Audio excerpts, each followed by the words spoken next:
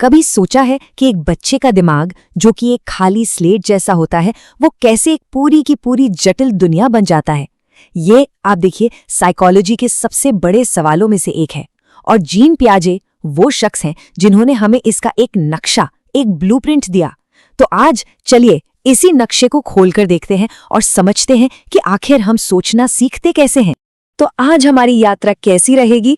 सबसे पहले हम मन के इस ब्लूप्रिंट को समझेंगे, फिर हम देखेंगे कि इसे बनाने के लिए कौन कौन से टूल्स, कौन कौन से औजार इस्तेमाल होते हैं। इसके बाद हम विकास की उन 4 मंजिलों पर चढ़ेंगे और फिर ये भी देखेंगे कि असल दुनिया में ये थ्योरी कैसे काम करती है। और हाँ, आखिर में हम सीखने के बारे में अपनी सोच को भी थोड़ी चुनौती देंगे। अच्छा, पियाजे के थ्योरी के केंद्र में ना एक बहुत ही क्रांतिकारी विचार है। वो कहते हैं कि बच्चे कोई खाली बर्तन नहीं होते जिनमें हम ज्ञान भरते जाएं। नहीं, वो तो छोटे छोटे वैज्ञानिक हैं जो खुद एक्टिवली अपनी समझ की दुनिया बना रहे हैं। तो चलिए देखते हैं कि वो ये कमाल करते कैसे हैं। तो सवाल ये है कि एक बच्चा अपनी समझ की ये दुनिया बनाता कैसे है। इसके लिए पियाजे ने हमें 3 बेसिक टूल्स दिए हैं, 3 बुनियादी औजार। इन्हीं से मन का ये पूरा ढांचा खड़ा होता है। इनके नाम है स्कीमा, आत्मसातकरण और समायोजन। तो सबसे पहला टूल है स्कीमा। अब ये स्कीमा क्या है? इसे ऐसे समझिए जैसे हमारे दिमाग के अंदर ना फाइलिंग कैबिनेट है और उसमें छोटे छोटे फोल्डर्स हैं। हर कॉन्सेप्ट के लिए, हर चीज के लिए, हर अनुभव के लिए एक अलग फोल्डर। ये जो सूचना की जेबें हैं, यही हमें दुनिया को समझने और उसे ऑर्गेनाइज करने में मदद करती। जैसे मान लीजिए एक बच्चे के दिमाग में एक फोल्डर बना है जिसमें लिखा है 4 पैर, रोएदार, म्याऊं करने वाला जानवर। बस ये बन गया उसका बिल्ली का स्कीमा। अब वो जब भी कोई बिल्ली देखेगा तो ये जानकारी सीधे उसी फोल्डर में चली जाएगी। अब देखिए मजा। मान लीजिए कि बच्चे के दिमाग में पहले से ही अपने पालतू सफेद कुत्ते का एक फोल्डर बना हुआ है। अब वो पहली बार एक सफेद बिल्ली देखता है। दिमाग क्या करेगा? वो इस नई जानकारी को भी उसी पुराने कुत्ते वाले फोल्डर में डालने की कोशिश करेगा। इसी प्रोसेस को कहते हैं आत्मसातकरण, मतलब नई चीज को पुराने सांचे में फिट करना। लेकिन फिर कोई उसे बताता है, अरे नहीं, ये तो बिल्ली है, देखो ये म्याऊं कर रही है। अब क्या हुआ? पुराना कुत्ते वाला फोल्डर काम नहीं कर रहा, तो दिमाग को एक नया फोल्डर बनाना पड़ता है, खास बिल्ली के लिए। इसी को कहते हैं समायोजन। और जानते हैं, यही वो पल है जब असल में लर्निंग होती है। और ये पूरा एक साइकिल है सीखने का। देखिए, हम शुरू करते हैं एक आरामदायक स्थिति से, जिसे पियाजे संतुलन कहते हैं। सब कुछ ठीक चल रहा है, फिर कोई नई जानकारी आती है और हम असंतुलन की स्थिति में आ जाते हैं, मतलब कंफ्यूजन। और यही कंफ्यूजन, यही दिमागी कश्मकश हमें मजबूर करती है कि हम अपने मानसिक फोल्डर्स को बदलें, उन्हें समायोजित करें, और फिर हम एक नए बेहतर संतुलन पे पहुंच जाते हैं। पियाजे का सबसे बड़ा सबक यही है, सीखना आराम में नहीं होता, सीखना होता है दिमागी संघर्ष में। तो चलिए अब इस थ्योरी के बिल्कुल कोर में चलते हैं। पियाजे ने कहा कि दुनिया के सभी बच्चे बिना किसी अपवाद के विकास की 4 अवस्थाओं से गुजरते हैं। और सबसे जरूरी बात, इनका क्रम, इनका सीक्वेंस कभी नहीं बदलता। ये समझिए कि मन के बनने की एक यात्रा है, बिल्कुल नींव से लेकर छत तक। ये देखिए, ये हैं वो 4 मंजिलें। पियाजे के मुताबिक हर कोई इन्हीं सीढ़ियों से ऊपर चढ़ता है और हमेशा इसी ऑर्डर में। आप कोई भी स्टेप, कोई भी सीढ़ी छोड़ नहीं सकते। ये एक यूनिवर्सल सफर है जो बुनियाद से शुरू होकर चोटी तक जाता है। तो पहली मंजिल है संवेदी गामक अवस्था। इस स्टेज पर बच्चे दुनिया को कैसे सीखते हैं? अपनी इंद्रियों से, छूकर, चखकर, देखकर। और इस मंजिल की जो सबसे बड़ी कामयाबी है वो है वस्तु स्थायित्व को समझना। अरे वो पिकबू वाला खेल याद है? बस वही। बच्चे को ये समझ आ जाता है कि अगर कोई चीज दिख नहीं रही, इसका मतलब ये नहीं कि वो गायब हो गई, वो अभी भी मौजूद है।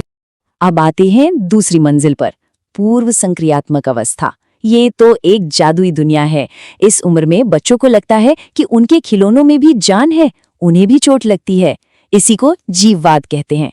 और उन्हें लगता है कि पूरी दुनिया उन्हीं की तरह सोचती है, मतलब अगर मुझे आइसक्रीम पसंद है तो पापा को भी पसंद होगी। ये है अहंकेंद्रिता। दुनिया बस वैसी ही है जैसी उन्हें दिखती है। लेकिन इस जादुई सोच की कुछ सीमाएं भी हैं। जैसे आप बच्चे के सामने एक चौड़े गिलास का पानी एक लंबे पतले गिलास में डाल दीजिए, वो तुरंत कहेगा कि लंबे वाले ग्लास में पानी ज्यादा है। वो ये नहीं समझ पाते कि पानी की मात्रा तो उतनी ही है, बस बर्तन का आकार बदला है। इसी को कहते हैं संरक्षण का अभाव। इसी स्टेज पर लॉजिक से ज्यादा इंट्यूशन यानी अंतर्ज्ञान हावी होता है। कोई चीज सच क्यों है? क्योंकि मुझे ऐसा लगता है। लेकिन साथ ही कल्पना की शक्ति भी जबरदस्त जागती है। एक लकड़ी का टुकड़ा घोड़ा बन जाता है और एक चादर किला। और ये जो प्रतीकात्मक सोच है ना, यही आगे चलकर भाषा और मैथ्स जैसी मुश्किल चीजों की नींव बनती है। फिर आती है तीसरी मंजिल और यहाँ तर्क का आगमन होता है। अब बच्चा समझ जाता है कि लंबे गिलास में पानी उतना ही है। अब वो चीजों को उनके आकार या रंग के हिसाब से अलग अलग ग्रुप में बांट सकता है। सोच अब सिस्टमैटिक हो गई है। लेकिन एक शर्त है, ये तर्क सिर्फ उन्हीं चीजों पर काम करता है जिन्हें वो देख सकते हैं, छू सकते हैं, मतलब ठोस चीजों पर। और आखिर में हम पहुंचते हैं छत पर, अमूर्त संक्रियात्मक अवस्था। यहाँ आकर सोच फिजिकल दुनिया की कैद से आजाद हो जाती है। अब हम न्याय क्या है, आजादी का मतलब क्या है, ऐसे एब्स्ट्रैक्ट आइडियाज के बारे में सोच सकते हैं। अब हम एक वैज्ञानिक की तरह परिकल्पनाएं बना सकते हैं और समस्याओं को सुलझा सकते हैं।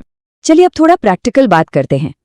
देखिए, ये मानना जरूरी है कि पियाजे का ये जो ब्लूप्रिंट है ये शानदार तो है पर परफेक्ट नहीं है। इसमें भी कुछ कमियां हैं। लेकिन हाँ, ये अविश्वसनीय रूप से उपयोगी है, खासकर हम जैसे शिक्षकों के लिए। तो सवाल उठता है, क्या पियाजे का ये नक्शा एकदम सटीक है? जवाब है नहीं। कई आलोचकों का मानना है कि ये थियोरी समाज और संस्कृति के असर को नजरअंदाज करती है। कुछ ये भी कहते हैं कि पियाजे ने बच्चों की क्षमताओं को कम आंका और ये विकास इन अलग अलग सीढ़ियों जैसा नहीं बल्कि एक सीधी चढ़ाई जैसा होता है।